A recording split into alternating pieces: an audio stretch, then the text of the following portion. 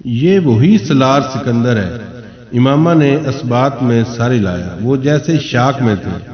سلار سکندر سے ان کی فرقان کے توسط سے پہلی ملاقات امامہ کے گھر سے چلے آنے کے 4 سال بعد ہوئی تھی، اور ان کے ذہن میں کبھی یہ نہیں آیا کہ اس سلار کا امامہ سے کوئی تعلق ہو سکتا ہے۔ 4 سال پہلے سنے جانے والے ایک نام کو وہ 4 سال بعد ملنے والے ایک دوسرے شخص کے ساتھ نتھی نہیں کر سکتے تھے، اور کر بھی دیتے اگر وہ 4 سال پہلے والے سلار سے ہی ملتے، مگر وہ جس شخص سے ملے تھے وہ حافظ قرآن تھا۔ اس کے انداز اتوار اور گفتار میں کہیں اس ذہنی مرض کا عکس نہیں پایا جاتا جس کا حوالہ انہیں امامہ نے کئی بار دیا۔ ان کا دھوکہ کھا جانا ایک فطری امر تھا، یا پھر یہ سب اسی طرح سے طے کیا گیا تھا؟ اور آپ نے 9 سال پہلے اس شادی کی تھی، وہ اب بھی بے یقینی کا شکار تھے۔ صرف نکاح، اس نے مدھم آواز میں کہا، اور پھر اس نے انہیں سب کچھ بتا دیا۔ ڈاکٹر سبتے علی بہت دیر خاموش رہے تھے، پھر انہوں نے گہرا سانس لیتے ہوئے کہا، آپ کو مجھ پر اعتبار کرنا چاہیے تھا امامہ، میں آپ کی مدد کر سکتا تھا۔ امامہ کی آنکھوں میں آنسو آ گئے۔ آپ ٹھیک کہتے ہیں، مجھے آپ پر اعتبار کر لینا چاہیے تھا، مگر اس وقت میرے لیے یہ بہت مشکل تھا۔ آپ کو اندازہ نہیں ہے کہ میں اس وقت کس ذہنی کیفیت سے گزر رہی تھی، یا پھر شاید میری قسمت میں یہ آزمائش بھی لکھی تھی، اسے آنا ہی تھا۔ وہ بات کرتے کرتے رکی، پھر اس نے نیم آنکھوں کے ساتھ سر اٹھا کر ڈاکٹر سبتیل کو دیکھا اور مسکرانے کی کوشش کی۔ لیکن اب تو سب کچھ ٹھیک ہو جائے گا، اب تو آپ طلاق لینے میں میری مدد کر سکتے ہیں۔ نہیں، میں اب اس طلاق میں کوئی مدد نہیں کر سکتا آمنہ، میں نے اس سے آپ کی شادی کروائی ہے، انہوں نے جیسے اسے یاد دلایا۔ اس لیے تو میں آپ سے کہہ رہی ہوں، آپ اس سے مجھے طلاق دلوا دیں۔ لیکن کیوں؟ میں کیوں اس سے آپ کو طلاق دلوا دوں؟ کیونکہ وہ ایک اچھا آدمی نہیں، کیونکہ میں نے اپنی زندگی کو سلار جیسے آدمی کے ساتھ گزارنے کا نہیں سوچا۔ ہم 2 مختلف دنیاؤں کے لوگ ہیں۔ وہ بے عدل برداشتہ تھی۔ میں نے کبھی اللہ سے شکایت نہیں کی ابو، میں نے کبھی اللہ سے شکایت نہیں کی، مگر اس بار مجھے اللہ سے بہت شکایت ہے۔ وہ گلوگیر لہجے میں بولی، میں اتنی محبت کرتی ہوں اللہ سے، اور دیکھیں اللہ نے میرے ساتھ کیا کیا، میرے لیے دنیا کے سب سے برے آدمی کو چنا۔ اور وہ اب رو رہی تھی۔ لڑکیاں اتنا کچھ مانگتی ہیں، میں نے تو کچھ بھی نہیں مانگا، صرف ایک صالح آدمی مانگا تھا، اس نے مجھے وہ تک نہیں دیا۔ کیا اللہ نے مجھے کسی صالح آدمی کے قابل نہیں سمجھا؟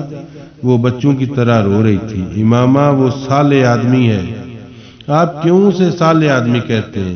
وہ صالح آدمی نہیں، میں اس کو جانتی ہوں، میں اس کو بہت اچھی طرح جانتی ہوں۔ میں بھی اس کو بہت اچھی طرح جانتا ہوں، آپ اس کو اتنا نہیں جانتے جتنا میں جانتی ہوں۔ وہ شراب پیتا ہے، وہ نفسیاتی مریض ہے، کئی بار خودکشی کی کوشش کر چکا ہے، گریبان کھلا چھوڑ کر پھرتا ہے، عورت کو دیکھ کر اپنی نظر تک نیچی نہیں رکھنا جانتا، اور آپ کہتے ہیں وہ صالح آدمی ہے؟ امامہ، میں اس کے ماضی کو نہیں جانتا، میں اس کے حال کو جانتا ہوں، ان میں سے کچھ بھی نہیں کرتا جو آپ کہہ رہی۔ آپ کیسے کہہ سکتے ہیں کہ وہ ایسا کچھ نہیں کرتا؟ وہ جھوٹا اور مکار ہے، میں اس کو جانتی ہوں۔ وہ ایسا نہیں ابو، وہ ایسا ہی ہے۔ ہو سکتا ہے اسے واقعی آپ سے محبت ہو، وہ آپ کی وجہ سے تبدیل ہو گیا ہو۔ مجھے ایسی محبت کی ضرورت نہیں، مجھے اس کی نظروں سے گھن آتی ہے، مجھے اس کے کھلے گریبان سے گھن آتی ہے۔ میں ایسے کسی آدمی کی محبت نہیں چاہتی، وہ بدل نہیں سکتا، ایسے لوگ کبھی نہیں بدلتے، وہ صرف اپنے آپ کو چھپا لیتے ہیں۔ نہیں، سلار ایسا کچھ نہیں کر رہا ابو، میں سلار جیسے کسی شخص کے ساتھ زندگی گزارنے کا سوچ نہیں سکتی۔ وہ ہر چیز کا مذاق اڑاتا ہے، مذہب کا، زندگی کا، عورت کا، کیا ہے جسے وہ چٹکیوں میں اڑانا نہیں جانتا۔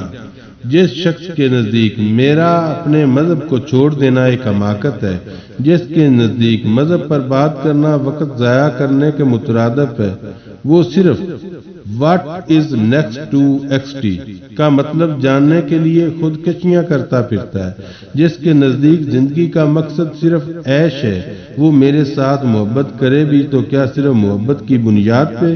میں اس کے ساتھ زندگی گزار سکتی ہوں؟ میں نہیں گزار سکتی۔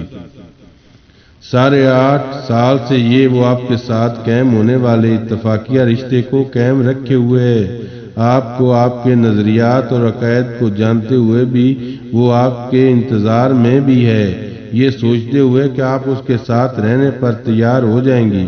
کیا ان ساری خواہشوں کے ساتھ اس نے اپنے اندر کچھ تبدیلی نہیں کی ہوگی؟ میں اس کے ساتھ زندگی نہیں گزارنی، میں نے اس کے ساتھ نہیں رہنا۔ وہ اب بھی اپنی بات پر مصر تھی۔ مجھے حق ہے کہ میں اس شخص کے ساتھ نہ رہوں، لیکن اللہ یہ کیوں کر رہا ہے؟ شخص کو بار بار آپ کے سامنے لا رہا ہے۔ 2 دفعہ آپ کا نکاح ہوا اور دونوں دفعہ اسی آدمی سے۔ وہ ان کا چہرہ دیکھنے لگی۔ میں نے زندگی میں ضرور کوئی گناہ کیا ہوگا، اس لیے میرے ساتھ ایسا ہو رہا ہے، اس نے بھررائی ہوئی آواز میں کہا۔ آمنہ، آپ کبھی ضد نہیں کرتی تھی، پھر اب کیا ہو گیا آپ کو؟ ڈاکٹر سبتے علی حیران تھے۔ آپ مجھے مجبور کریں گے تو میں آپ کی بات مان لوں گی، کیونکہ آپ کے مجھ پر اتنے احسانات ہیں کہ میں تو آپ کی کسی بات کو رد کر ہی نہیں سکتی۔ لیکن آپ اگر یہ کہیں گے کہ میں اپنی مرضی اور خوشی کے ساتھ اس کے ساتھ زندگی گزاروں تو وہ میں کبھی مر کر بھی نہیں کر سکوں گی۔ مجھے کوئی دلچسپی نہیں ہے کہ وہ کتنا تعلیم یافتہ ہے، کتنے اچھے عہدے پر کام کر رہا ہے یا مجھے کیا دے سکتا ہے۔ آپ ایک ان پڑھ آدمی سے شادی کر دیتے لیکن وہ اچھا انسان ہوتا تو میں کبھی آپ سے کوئی شکوہ نہیں کرتی۔ لیکن سالار وہ آنکھوں دیکھی مکھی ہے جس کو میں اپنی خوشی سے نگل نہیں سکتی۔ آپ سالار کے بارے میں وہ جانتے ہیں جو آپ نے سنا، میں اس کے بارے میں وہ جانتی ہوں جو میں نے دیکھا ہے۔ ہم 15 سال ایک دوسرے کے ہمسائے رہے ہیں، آپ تو اس کو چند سالوں سے جانتے ہیں۔ آمنہ، میں آپ کو مجبور کبھی نہیں کروں گا۔ یہ رشتہ اپنی خوشی سے قائم رکھنا چاہیں گی تو ٹھیک ہے، لیکن صرف میرے کہنے پر اسے قائم رکھنا چاہو تو ایسا کرنے کی ضرورت نہیں۔ آپ ایک بار سالار سے مل لیں، پھر بھی اگر آپ کا یہی مطالبہ ہوا تو میں آپ کی بات مان لوں گا۔ ڈاکٹر سبتے علی بہت سنجیدہ تھے۔ اسی وقت ملازم نے آ کر سالار کے آنے کی اطلاع دی۔ ڈاکٹر سبتے علی نے اپنی گھڑی پر ایک نظر دوڑائی اور ملازم سے کہا، انہیں اندر لے آؤ۔ یہاں؟ ملازم حیران ہوا۔ ہاں، یہیں پر۔ ڈاکٹر سبتے علی نے کہا۔ امامہ اٹھ کر کھڑی ہوگی۔ میں ابھی اس طرح اس سے بات نہیں کرنا چاہتی۔ اس کا اشارہ اپنی متورم آنکھوں اور سرخ چہرے کی طرف تھا۔ آپ نے ابھی تک اسے دیکھا نہیں، آپ اسے دیکھ لیں، انہوں نے دھیمے لہجے میں اس سے کہا۔ یہاں نہیں، میں اندر کمرے میں سے اس کو دیکھ لوں گی۔ وہ پلٹ کر اپنے کمرے میں چلی گئی۔ کمرے کا دروازہ آدھ کھلا تھا، اس نے اسے بند نہیں کیا۔ کمرے میں تاریکی تھی۔ آدھ کھلے دروازے سے لاؤنج سے آنے والی روشنی اتنی کافی نہیں تھی کہ کمرے کے اندر اچھی طرح سے دیکھا جا سکتا۔ وہ اپنے بیڈ پر آ کر بیٹھ گئی۔ اپنے بیڈ پر بیٹھ کر اس نے اپنی انگلیوں سے آنکھوں کو مسلا۔ وہ جہاں بیٹھی تھی وہاں سے وہ لاؤنج کو بخوبی دیکھ سکتی تھی۔ 9 سال کے بعد اس نے آدھ کھلے دروازے سے لاؤنج میں اس شخص کو نمودار ہوتے دیکھا جسے وہ ایک طویل عرصہ پہلے مردہ سمجھ چکی تھی، جس سے زیادہ نفرت اور گھن اسے کبھی کسی سے محسوس نہیں ہوئی تھی، جسے وہ بدترین لوگوں میں سے ایک سمجھتی تھی اور جس کے نکاح میں وہ پچھلے کئی سالوں سے تھی۔ تقدیر کیا اس کے علاوہ کسی اور چیز کو کہتے ہیں؟ اپنی آنکھوں میں اترتی دھند کو اس نے انگلیوں کی پوروں سے صاف کیا۔ ڈاکٹر سبتے علی اس سے گلے مل رہے تھے۔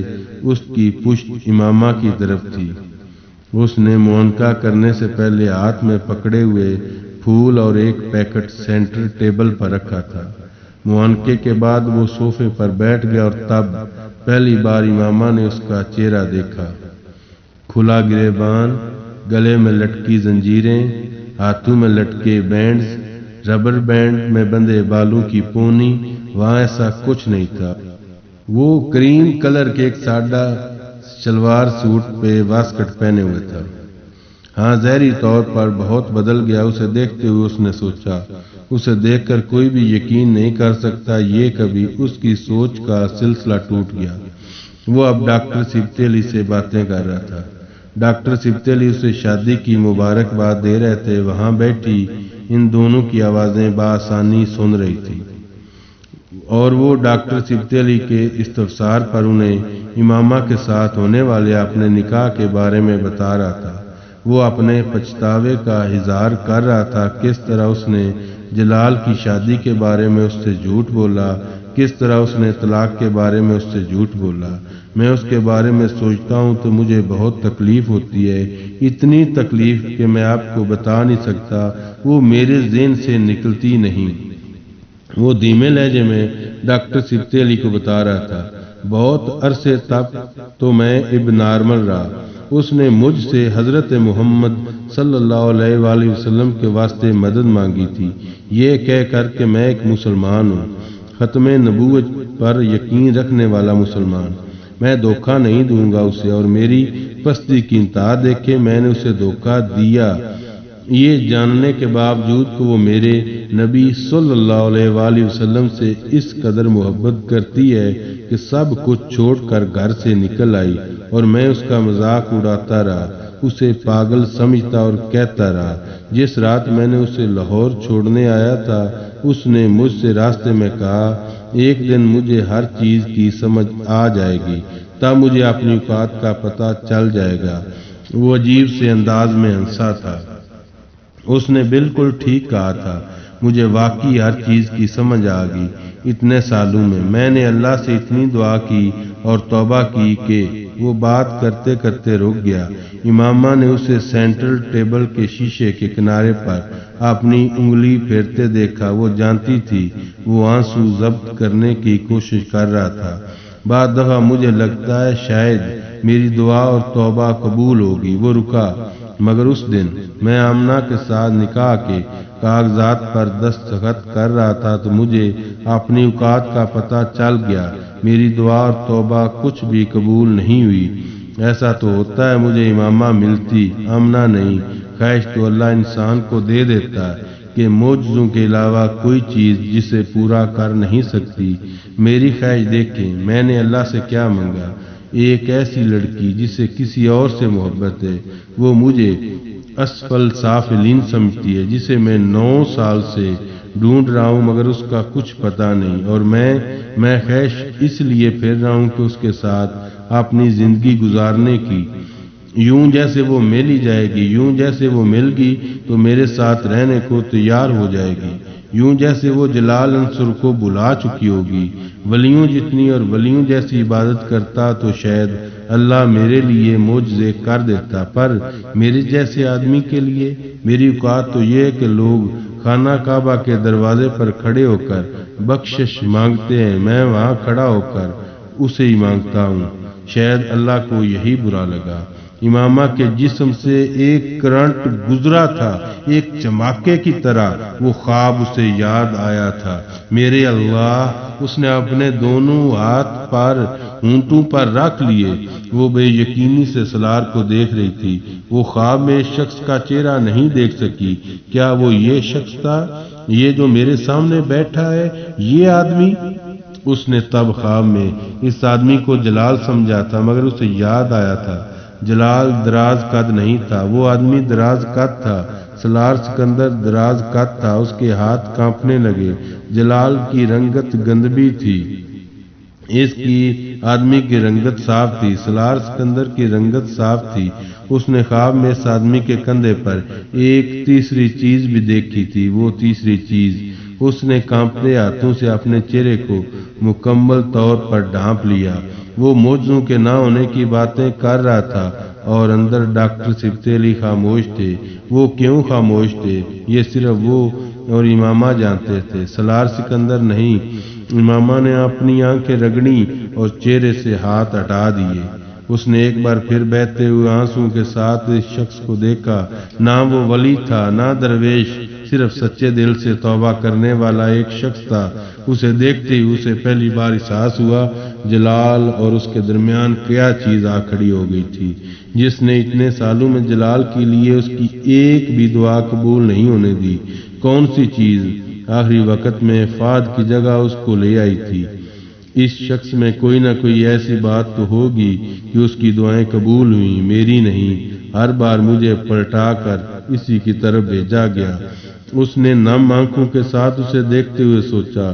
اس نے ڈاکٹر سبتیلی کو اسے صالح آدمی کہتے سنا۔ وہ جانتی تھی وہ یہ بات کس کے لیے کہہ رہے تھے۔ وہ سالار کو نہیں بتا رہے تھے، وہ امامہ کو بتا رہے تھے۔ وہ اسے صالح قرار نہ بھی دیتے تب بھی وہ اسے صالح ماننے پر مجبور تھی۔ اس کے پاس جو گواہی تھی وہ دنیا کی ہر گواہی سے بڑھ کر تھی۔ اس کے پاس جو ثبوت تھا اس کے بعد اور کسی ثبوت کی ضرورت تھی نہ گنجائش۔ اسے کیا بتا دیا گیا تھا، اسے کیا جتا دیا گیا تھا، وہ جانتی تھی، صرف وہی جانتی تھی، وہی جان سکتی تھی۔